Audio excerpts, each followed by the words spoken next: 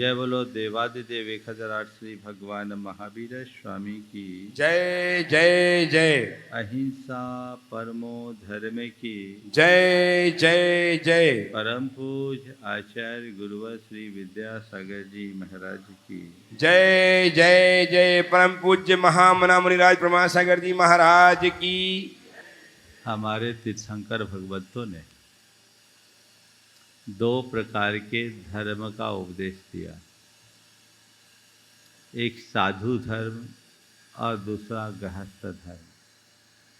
जब कभी भी धर्म की चर्चा होती है तो हमारा ध्यान प्रमुखता से साधु धर्म पर केंद्रित हो जाता है और ऐसी एक आम धारणा है कि साधु जीवन में ही धर्म की सही आराधना होती है।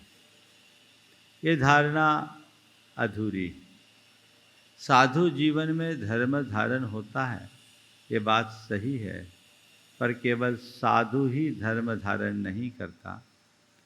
गृहस्थ धर्म भी एक बड़ा धर्म है और गृहस्थ यदि गृहस्थोचित कर्तव्यों का पालन करता है तो भगवान की वाणी के अनुसार वह भी महान धर्म को धार सकता है। और आज मैं उसी विषय को लेकर के उपस्थित हुआ हूँ। आज कुरल काव्य का जो 5वां परिच्छेद है वो पूरी तरह गृहस्थ आश्रम पर है। उसका शीर्षक ही है गृहस्थ आश्रम। आप यहाँ जितने लोग भी हैं प्रायः सभी गृहस्थ हैं। गृहस्थ कौन है? जो घर में रहता है वो गृहस्थ नहीं। गृहस्थ वो है जिसकी घरवाली जिसकी घरवाली नहीं वो गृहस्थ नहीं। समझ गए? और हमारे देश में, हमारी संस्कृति में 4 आश्रम का उल्लेख है। ब्रह्मचर्य आश्रम, गृहस्थ आश्रम, वानप्रस्थ आश्रम और संन्यास आश्रम। विवाह पूर्व ब्रह्मचर्य के अनुपालन का उपदेश है। विवाहोपरांत जब कोई गृहस्थ आश्रम में प्रवेश करता है तो उसे धर्म, अर्थ और काम, इन तीनों पुरुषार्थों के मध्य सम्यक संतुलन बना करके जीने का उपदेश है। गार्हस्थ्यिक जिम्मेदारियों को पूरा करने के उपरांत वानप्रस्थी और अंत में संन्यास को अंगीकार कर अपने जीवन को कृतार्थ करने की बात है। आज इस अध्याय की बात मैंने देखी, उसका पहला सूत्र बहुत अर्थपूर्ण है। आज मैं वहीं से अपनी बात की शुरुआत करता हूँ। गृहस्थाश्रम में रहने वाला मनुष्य अन्य तीनों आश्रमों का प्रमुख आश्रय है। गृहस्थ आश्रम में रहने वाला मनुष्य अन्य तीनों आश्रमों का प्रमुख आश्रय है। मतलब जो गृहस्थ आश्रम में ठीक तरीके से जी रहा है, उसकी जो संतान उत्पन्न होगी वो ब्रह्मचर्य को पालन करेगा तो ब्रह्मचर्य आश्रम का धारी होगा। जो अच्छे तरीके से अपनी गृहस्थी का अनुपालन करेगा वही वानप्रस्थी बनेगा और जो वानप्रस्थी होकर के जिएगा वही संन्यास को अंगीकार करेगा। तो सबका आधार गृहस्थ आश्रम है। आज उसी के संदर्भ में मैं 4 बातें करूँगा और हर अध्याय में 10 सूत्र हैं। उनमें से कुछ सूत्रों की आज आप सबसे चर्चा करूँगा जिसका उल्लेख यहाँ है। गृहस्थ तो आप लोग हो, पर गृहस्थ आश्रम है या नहीं? 4 बातें। गृहस्थ बनना, गृहस्थ होना, गृहस्थ बनना, गृहस्थी ढोना और गृहस्थी को सार्थक बनाना। गृहस्थ होना एक स्थिति है। जिसका विवाह हो गया वह सब गृहस्थ बन गया, क्योंकि गृहिणी से जुड़ा वो सब गृहस्थ हो गया। इसमें कोई बड़ी बात नहीं। लेकिन गृहस्थ बनना यानी सद गृहस्थ बनना, गृहस्थाश्रम के अंगों का पालन करना, धर्म का पालन करना सदगृहस्थ बनने की बात है, तो मैं कहता हूँ गृहस्थ होना एक स्थिति है और सदगृहस्थ बनना एक गुण है। वही गृहस्थ सदगृहस्थ बन पाता है जो गृहस्थाश्रम के सारे प्रमुख कर्तव्यों का पालन करता है। और जो गृहस्थ आश्रम के कर्तव्यों का पालन करके अपने जीवन को आगे बढ़ाता है, वही अपने नर जीवन को या गृहस्थीपन को सार्थक कर पाता है। और जो उससे वंचित होता है वो गृहस्थी को ढोता है, गृहस्थी को सार्थक नहीं कर पाता। चारों में मैं कहाँ हूँ? गृहस्थ तो आप लोग हो, पर सदगृहस्थ बने हो कि नहीं, ये हमें देखना है। अगर कोई गृहस्थ सदगृहस्थ बन गया तो वह अपने जीवन का हर पल आनंद लेता है और अपने जीवन को सार्थक बनाने का सौभाग्य घटित करता है। और किसके जीवन में वो गुण नहीं तो उसकी गृहस्थी केवल उसके द्वारा ढोई जाती है। और ज़्यादातर लोग ऐसे ही दिखते हैं, जब उनसे पूछो कैसी चल रही है तो मायूसी के साथ कट रही है। क्या कट रही है? चल रही है कि कट रही है? संत कहते चलना चाहिए, कटना नहीं। अब गृहस्थी कैसे चलेगी? दो प्रमुख सूत्रों की चर्चा मैं आज आप सबसे करूंगा। जिस घर में प्रेम, स्नेह और प्रेम का निवास है, जिसमें धर्म का साम्राज्य है, वह संपूर्णतया संतुष्ट रहता है, उसके सब उद्देश्य सफल होते हैं। क्या बात कही? स्नेह प्रेम हो और धर्म हो। तुम जिस घर में रह रहे हो, तुम्हारे जितने घर के सदस्य हैं, आपस में प्रेम भाव है या नहीं से टटोलो।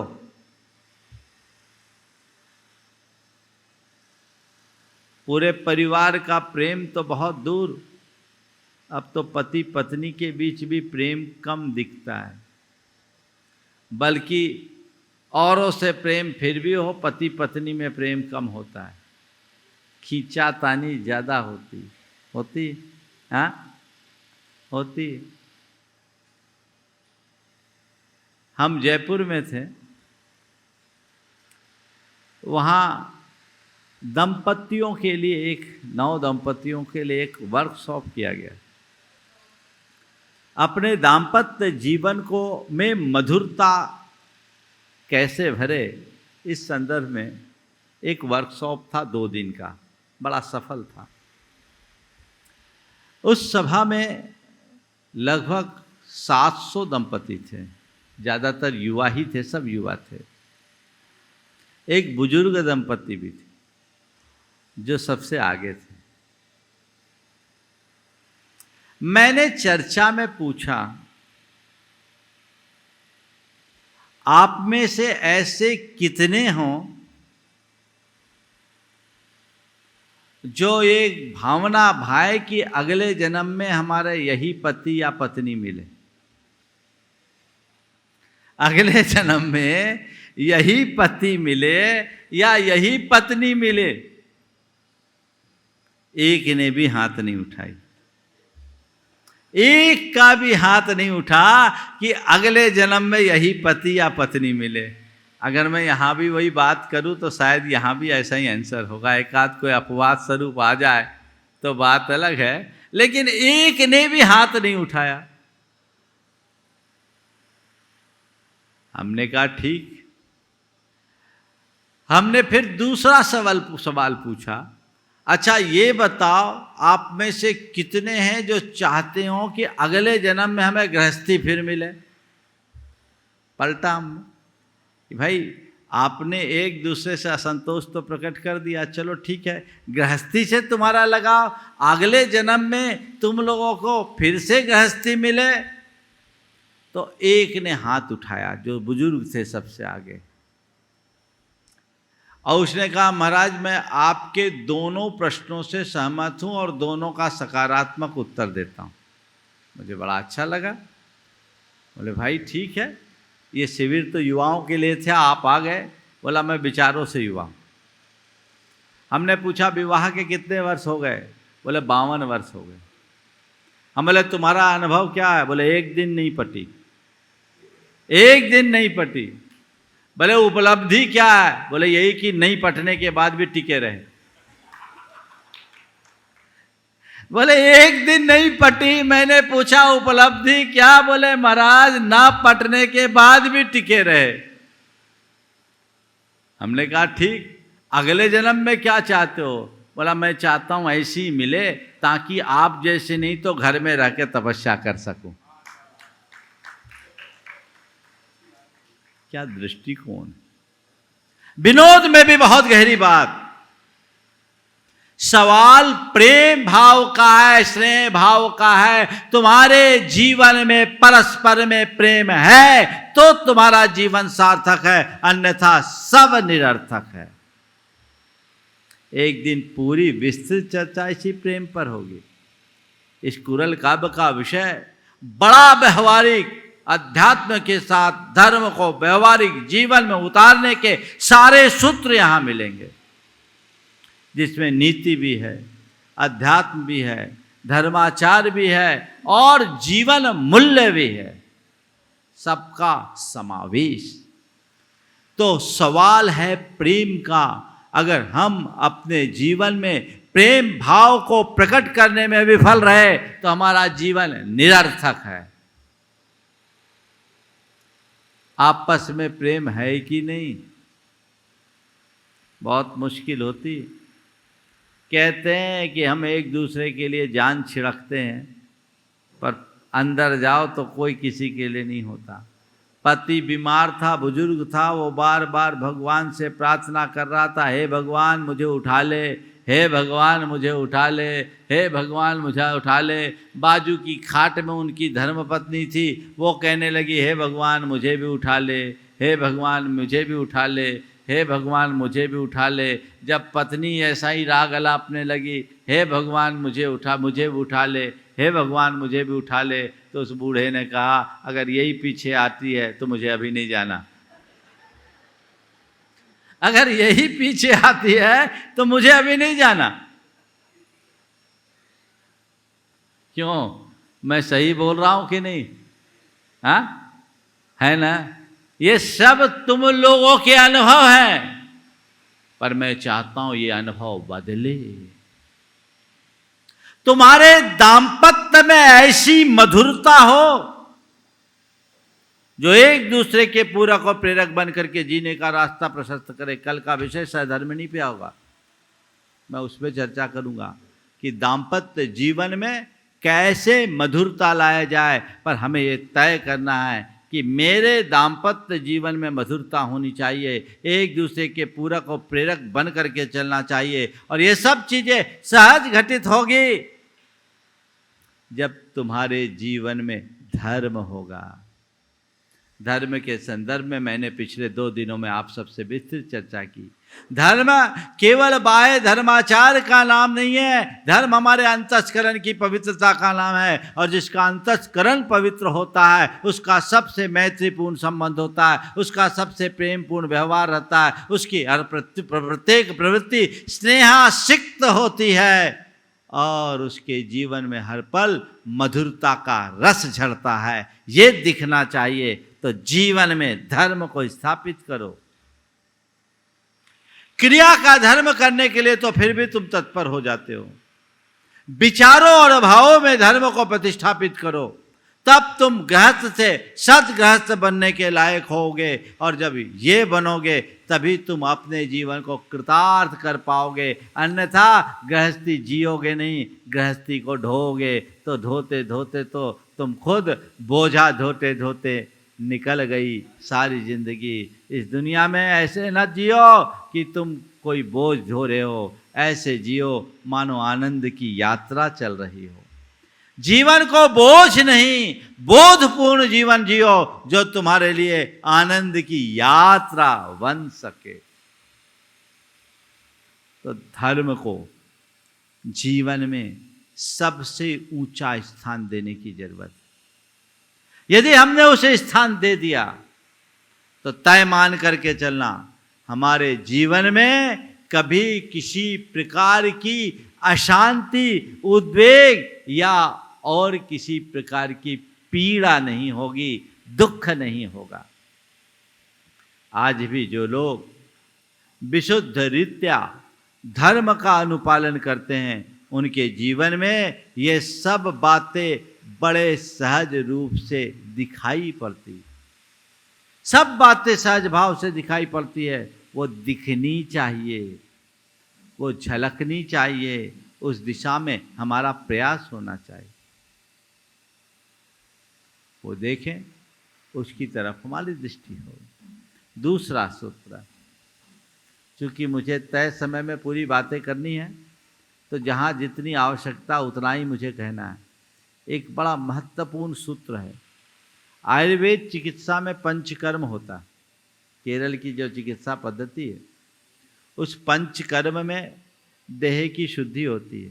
कहते एक बार आपने पंचकर्म चिकित्सा कर ली तो आपके पूरे शरीर के ओवरहालिंग हो गई। तो यहाँ आध्यात्मिक पंचकर्म, जीवन का पंचकर्म 5 कर्तव्यों के रूप में बताए गए हैं। यदि आपने उनका अनुपालन किया तो तय मानना हमारा जीवन कृतार्थ हो गया। अपने पूर्वजों की कीर्ति की रक्षा, देव पूजन, अतिथि सत्कार, बंधु बांधवों की सहायता और आत्मोन्नति गृहस्थ के ये पंच कर्म है। मैं दोहरा रहा हूं, अपने पूर्वजों की कीर्ति की रक्षा, देव पूजन, अतिथि सत्कार, बंधु बांधवों की सहायता और आत्मोन्नति, ये 5 कर्म तुम्हारे जीवन में होने चाहिए। पूर्वजों की कीर्ति की रक्षा का मतलब अपने आचार विचार और व्यवहार को ऐसा पवित्र बनाना जिससे तुम्हारे साथ तुम्हारे माँ बाप और तुम्हारे खानदान का भी नाम रोशन हो। ऐसा कोई कर्म मत करना जिससे तुम्हारे साथ लोग तुम्हारे पुरखों को भी कोसने लगे। वही उत्तम संतान कहलाती है जो अपने कुल के गौरव पर कीर्ति का कलश रखती है, वो नहीं जो कुल को कलंकित करती है। ये जिम्मेदारी तुम्हारी है। मुझे अपने कुल के, अपने पुरखों के आन बान शान को बना कर चलना है, ये समझ अपने अंदर होना चाहिए। और ऐसा कोई कार्य नहीं करना जिससे उन्हें लांछित होना पड़े, उन्हें नीचे देखना पड़े। ये पहला गुण तुम्हारे जीवन में होना चाहिए। आपके अंदर ये निष्ठा है, मैं मान के चलता हूँ यहाँ जो भी सुन रहे उनमें तो है। ये उपदेश तो और लोगों के लिए है ना, अच्छा है। नहीं है तो हो जाए, आज से ठान लो। अरे जिनने तुम्हें जन्म दिया, जीवन दिया, संस्कार दिया, उनका गौरव तुमने बढ़ाया, उसी में तुम उनके जीवन को, ऋण को चुका सकोगे। और अगर उनके यश को तुमने मलिन किया तो अपने जीवन को और अधिक बोझिल बना दिया, ऐसा समझना चाहिए। देव पूजन, इससे नित्य अपने दिनचर्या की शुरुआत करनी चाहिए। ये टॉपिक ऐसे हैं कि एक एक दिन में मैं एक एक को भी लूँ ना, पूर्वजों की कीर्ति की रक्षा करूँ तो एक दिन भी कम पड़ेगा। लेकिन मुझे 108 अध्याय को पूरे टाइम पर पूरा करना है, इसलिए मैं संकेतों में बात कर रहा हूँ। और मैं समझता हूँ आप लोग भी अब संकेतों को समझने में सक्षम हो गए। ज़्यादा व्याख्या की ज़रूरत नहीं है, सार को पकड़ो ताकि बातें समझ में आई कि मुझे अपने पूर्वजों की कीर्ति की रक्षा करना, ये संकल्प मन में जगा लो। देव पूजन मेरा मूल कर्तव्य है, उसके बिना मुझे अपने दिनचर्या की शुरुआत ही नहीं करनी। देव पूजन की तरफ दृष्टि होनी चाहिए। आजकल बहुत आयत लोग हैं जिनकी इनकी तरफ रुचि नहीं है, वो रुचि जगाओ। तुम गृहस्थ हो, अगर सच्चे मन से देव पूजा का भाव लेते हो तो तुम्हारे जीवन में एक सकारात्मक बदलाव आता है, मन को विशुद्धि मिलती है, एक ऊर्जा मिलती है, सकारात्मक प्रेरणा मिलती है जो तुम्हारे जीवन की दिशा को बदलने में बड़ा कारगर निमित्त बनेगी। देव पूजा के संदर्भ में आज से कुछ दिन पूर्व मैंने बहुत विस्तार से चर्चा की है, इसलिए इधर भी आगे बढ़ता हूँ। अतिथि सत्कार ये तीसरा गुण है। आने वाले दिनों में एक दिन का व्याख्यान ही अतिथि सत्कार में आने वाला है। पर अतिथि सत्कार में तत्परता होनी चाहिए। पहले हमारे यहाँ परंपरा थी, कोई भी अतिथि आता था, बड़े आदर पूर्वक उसे घर ले जाकर उसका सत्कार किया जाता था। अब अतिथि आते भी कम हैं और आते हैं तो व्यवस्थाएं भी बिल्कुल औपचारिक होने लगी। मात्र फॉर्मेलिटी, कब आए हो, कब जाओगे, है ना। पहले ही आपका क्या प्रोग्राम है, अंदर की आत्मीयता खत्म। इसने हमारी सोच को संकीर्ण और चित्त को अनुदार बना दिया। इसके कारण हमारा स्नेह, प्रेम और आत्मीयतापूर्ण जो भाव है, वात्सल्य की अभिव्यक्ति समाप्त होने लगी। ये भाव जीवन में आना चाहिए। बंधु बांधवों की सहायता,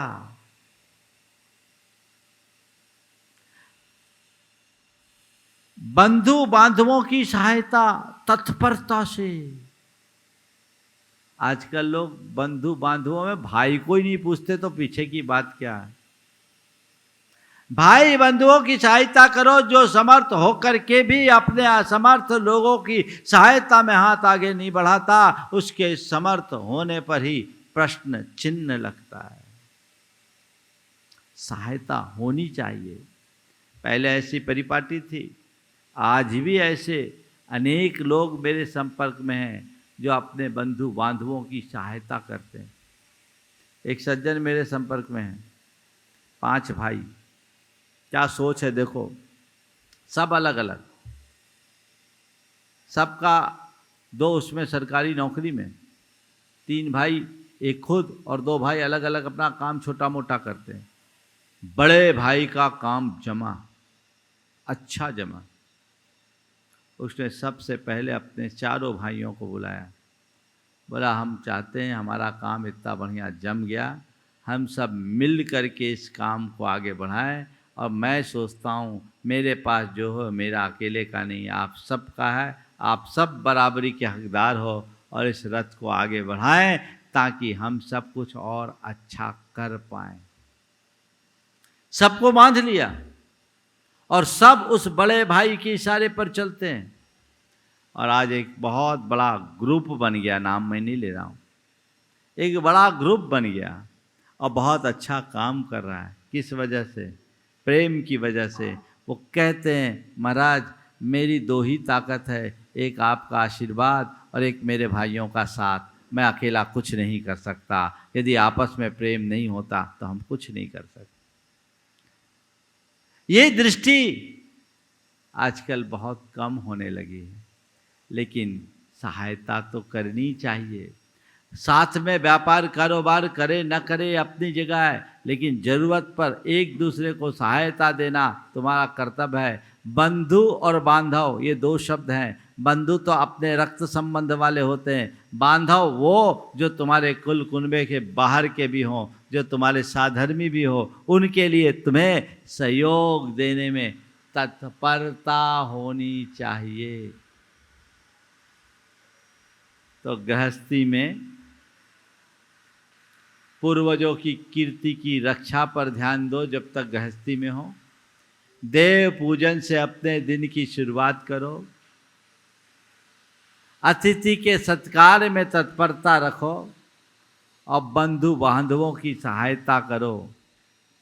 और साथ में इन सब दायित्वों को पूर्ण करने के बाद अपने जीवन के अंतिम और सबसे महत्वपूर्ण कर्तव्य का पालन करो, वो है आत्मोन्नति। अपनी आत्मा की उन्नति के विषय में सोचो। ये नरभाव बार बार नहीं मिलने वाला, बड़े कठिनाई से ये भाव मिला है। तो इस भाव को सार्थक करने के लिए, नरभाव को सफल बनाने के लिए व्यक्ति को चाहिए कि आत्मोन्नति के मार्ग में लगे। इससे तुम्हारा जीवन सफल होगा। आत्म कल्याण के लिए मुझे प्रयत्न करना है। वानप्रस्थी बनो, अंत में संन्यास लेकर संलेखना पूर्वक इस देह का परित्याग करो। तुमने अपने जीवन का लंबा चौड़ा भाग व्यतीत कर दिया। 80-85 साल की उम्र वाले लोग भी यहाँ उपस्थित हैं। अब तक तुमने सबके लिए किया, हिसाब लगाओ अपनी आत्मा के लिए क्या किया। कहीं ऐसा तो नहीं है कि भोजा धोते धोते ही निकल गई सारी जिंदगी, धक्का खाते ही निकल गई सारी जिंदगी। ये जिंदगी इतनी प्यारी है, इसे व्यर्थ मत जाने दो। आत्मोन्नति के लिए संकल्पित हो जाओ।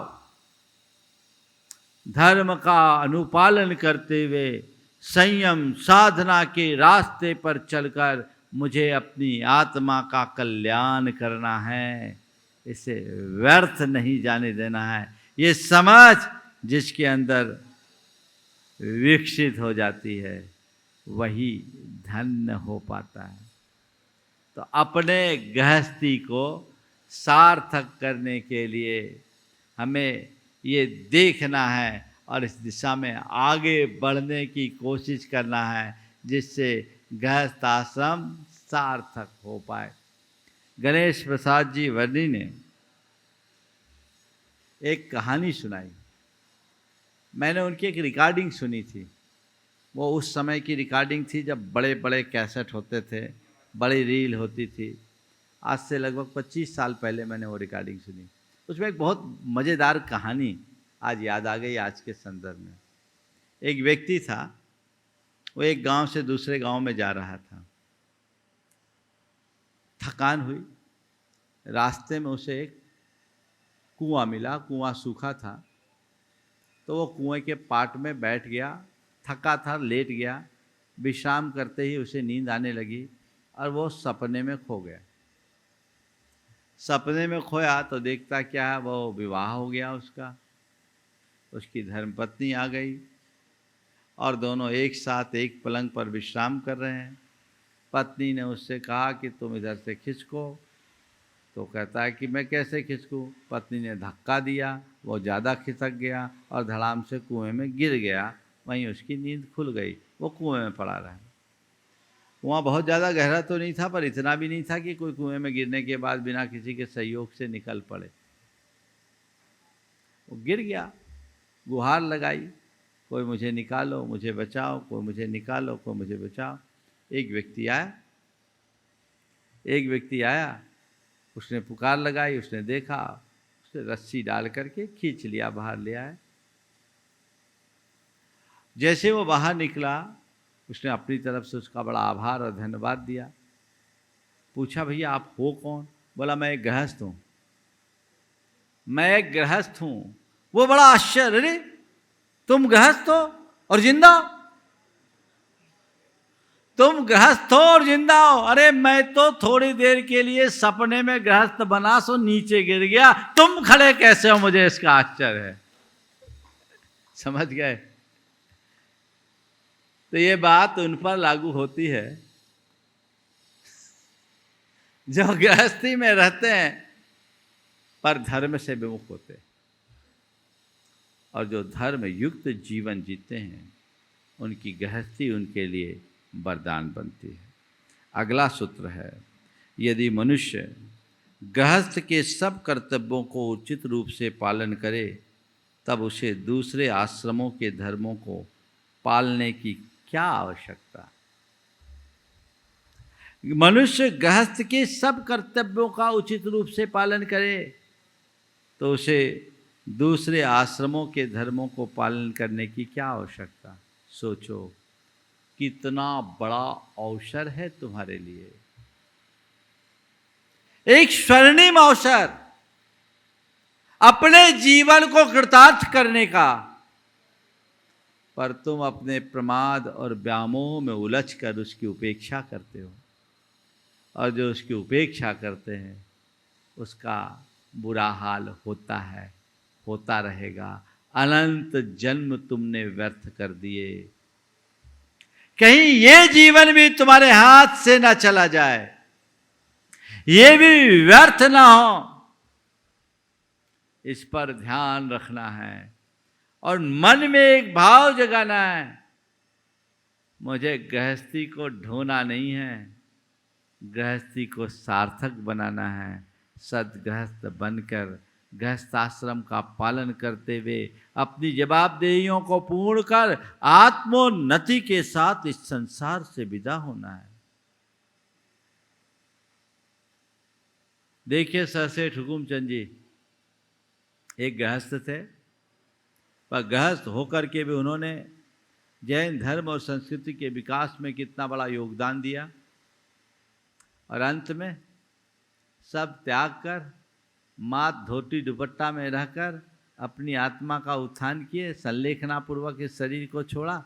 शायद समोसरन के मंदिर में थे, कौन से मंदिर में थे उनका जो मंदिर तुकोगंज में, हाँ जहाँ वो रहते थे वहाँ मंदिर था, चैत्यालय था। ये आदर्श है। सब कुछ होने के बाद भी सब कुछ का त्याग, ये कौन कर सकता है? जो धर्मनिष्ठ होता है, जिसके अंतरंग में आत्मदृष्टि होती है, उसी के हृदय में वैराग्य होता है और अपने जीवन को आगे बढ़ाते हैं। अगला सूत्र, मुमुक्षुओं में श्रेष्ठ वे लोग हैं जो धर्मानुकूल गार्हस्थ जीवन व्यतीत करते हैं। मुमुक्षुओं में श्रेष्ठ वे लोग हैं जो धर्मानुकूल गार्हस्थ जीवन व्यतीत करते हैं। ये आप कर सकते हो, तुम्हारी भाव भूमिका के अनुरूप है। अभी शुरू करो, तत्क्षण शुरू करो, आगे बढ़ो और अपने जीवन को आगे बढ़ाने की कोशिश करो। और अगला सूत्र तो और महत्वपूर्ण है। देखिए कितनी ऊंची दृष्टि है, तुम लोगों का सीना गर्व से फूल जाएगा। क्या लिखा है? जो गृहस्थ दूसरे लोगों को कर्तव्य पालन में सहायता देता है और स्वयं भी धार्मिक जीवन व्यतीत करता है, वह ऋषियों से भी अधिक पवित्र है।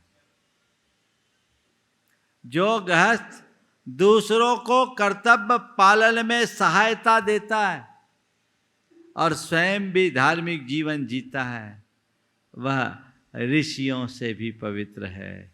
ऐसे ही गृहस्थों के लिए कहा गया, गृहस्थो मोक्ष मार्गस्थो निर्मोहो नए मोहमान अनगारी ग्रही से आन मोहिनो निर्मोहो मोहिनो मुनि।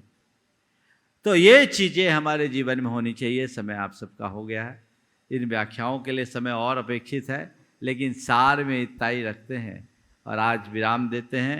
हम गृहस्थ आश्रम को सार्थक करें। कल की चर्चा का विषय है गृहिणी और उसके बाद संतान। ये तीनों क्रमक विषय है जो हमारे जीवन के लिए बहुत उपयोगी है। यदि हम इन बातों को सुनकर समझकर आत्मसात करें तो सुनिश्चित तौर पर अपने जीवन को हम अच्छे से आगे बढ़ा पाएंगे। समय आपका हो गया, यहीं पर विराम। बोलिए परम पूज्य आचार्य गुरुवर श्री विद्यासागर। जय जय जय।